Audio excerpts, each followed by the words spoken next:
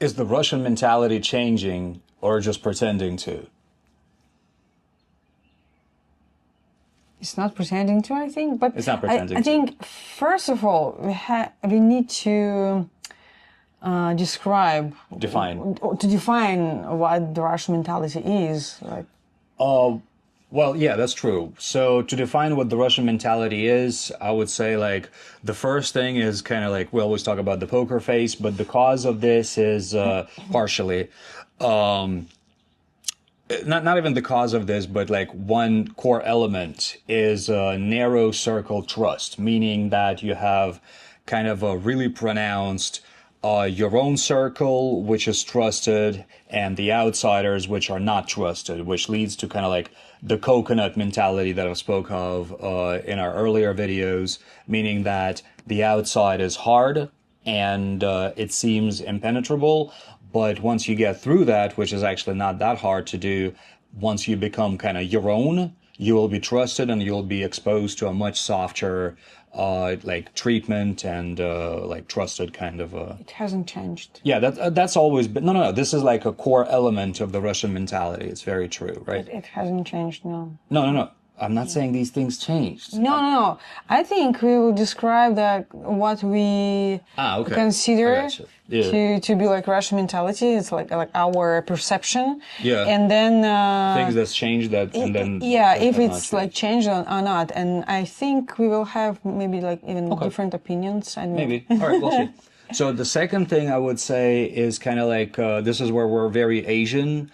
Is you have like rules exist. You know, but reality is like negotiated. Like you have formal rules and informal rules. Like you have the rules and you have how things are done, right? And a lot of Asian countries are kind of the same. And I don't think that's changed either. No. It's kind of always been like this. Like you have the rules and then... Yeah. And if you read like classic literature, you know, authors from 19th century... Specifically, Google the Dead Souls. Yeah, it's like remains the same. Another thing that I think is like a very kind of deep element of the Russian mentality is the kind of like the bluntness and the dark humor, right? That we have, that we're kind of prone to. And it's like we're very pro directness, but anti-ritual. Extremely anti-ritual. So there's no theatrics, there is no theatrical politeness, there is no like less ritual because it's seen as hypocrisy and masking reality. And at the same time but that's the general gist of it. I think it's also the same. Yeah, that hasn't changed. Although there is a side note to that. I think there is one part in the Russian culture that is hypocrisy, and that's the rejection of the obscene language, right? Like people know it exists, but there is part of the population that really like demonstratively doesn't want to show it, doesn't want to kind of admit that this obscene language exists, right?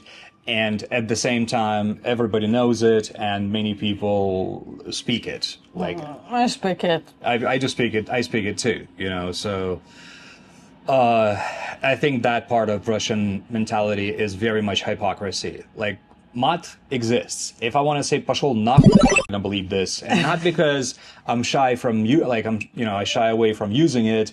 It's because I don't want this video to get to not pass any YouTube filters if there are any. So another part of Russian mentality is, I think, is the kind of high tolerance for like problems, for hardship. And at the same time, high levels of adaptability and savvy. It's Smikalka. Yeah, it's the same, still the same, but like we have different circumstances. We had like Russian Empire, and then we had the Soviet Union stuff, like revolution, etc. And it just adapted. to the circumstances. Yes. Well, it's like high tolerance for hardship and adaptability. Yeah, yeah. And right now, I think we have like, for example, what I want to say, after 90s, after USSR fell apart, I have more like подозрительность, suspiciousness. Yeah, kind of distrust. Distrust, because everywhere it's like a scam. It can be like, might be scam or something. I wanted to mention this separately, actually. Okay. Yeah. But generally, like, this is like part of our mentality, and I think this tolerance for hardship and adaptability has two curious side effects. One side effect is savvy, right? Like figuring how things will work, using the tools that you have. На коленке. Yeah, на коленке. This is kind of also, I'll put this video, the link to this video that we made a few days ago in the description. So it's like kind of на коленке, kind of like figuring out how to work around the rules if the rules are too hard. On the other hand, it's само пройдет. Oh, yeah. Like if you get some sort of a pain, many men especially, they'll think it'll go away on its own. And only when it really becomes a real problem, you go to the doctor. And we call it like жареный петух.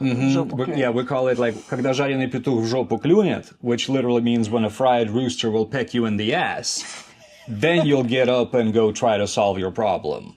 And I think this is like one of the key things of this part of the Russian mentality is heroically getting out of a horrible situation that you put yourself in. We're really good at that. No, first stage is to understand how that happened. Yeah. That's the details. Instead of like solving problems, you will try to understand. Which leads me to the last point that I had in mind is the avos mentality. Like maybe it'll work out on its own. Like on one hand, you have kind of like this intense realism and cynicism, which is reflected in the sense of humor. But on the other hand, you have this kind of like hope, belief in a lucky break, kind of like belief in finding a quick workaround or even winging it, right? Like, I'm not going to prepare for the exam. I'll just figure it out. And we call it avos. It's like we hope on. It's like maybe it'll work out. Yeah. Yeah, that We even that's have there. this phrase Russian avos, like русский avos. Yeah. So I think that another thing that we should mention here is that the Russian culture over the past 200 years has undergone a lot of changes. We've had like rather global changes. Even like in the last 200 years, we have the abolition of serfdom. So like peasants were set free. That's one important bit. Then the revolution. And then after that, the USSR came into existence, and then the USSR fell apart. So that's another huge thing, right? So despite all of these like large-scale events, the parts of the mentality that we listed have pretty much not changed. Yeah. Yeah, like the only thing I would say is that the Soviet Union really brought the difference between what you would say in public and what you say privately. Like there is a distinction between those two. And then the 90s, like when the USSR fell apart and money became central and connections became central, it created a lot of more of distrust than you already had. Like the Soviet people were, like towards the end of the Soviet Union, the existence of the Soviet Union, were generally a lot more trusting towards each other. But in the 90s, that all ended. People don't trust each other generally because there's always a suspicion that you'll get scammed, like what you were saying. Yeah, and this like close circle became More pronounced. more pronounced. I think. Yeah. Yeah. So yeah, that's what we got as far as Russian mentality, and at the same time, the savviness kind of leads to a lot of like creative workarounds, creative projects. There's a lot of really cool projects, small businesses and medium-sized businesses in Russia, just people doing stuff for people. Could be art spaces, cafes, art, music. We have a lot of really cool music, and generally, Yeah. Tetris is also created by a Russian guy. So it's like you kind of create despite what's going on outside. So yeah, that's what we got. Please let us know in the comments what you think. Maybe you got some other things about the Russian mentality that you may have noticed, but one way or another, while we're picking our next topic, please don't forget to give us a like and subscribe to the Hat for a lot more randomness about the Russian culture. Let's see if I pick a good one. That's true. There you go. It's cute. This is just a little saying that we're gonna do. Кот из дома, мыши в пляс. There is an equivalent. Do we want to do this one or no? When the cat's away, the mice will play. I don't know. No? It's just a little thing. You say the word. no. I think No. Okay, we're not doing it. Let's do something more interesting. How about this? are we cheating or not? I don't care. Okay. Oh yeah, let's do this one. What's the story behind people saying don't whistle indoors? Russians don't whistle indoors. We've mentioned it briefly when we spoke about superstitions, but let's refresh this. Yeah, you're not supposed to whistle indoors. I would really get scolded by my mom. What is whistle? Ah, I'm whistling indoors. Yeah, you're not gonna do it.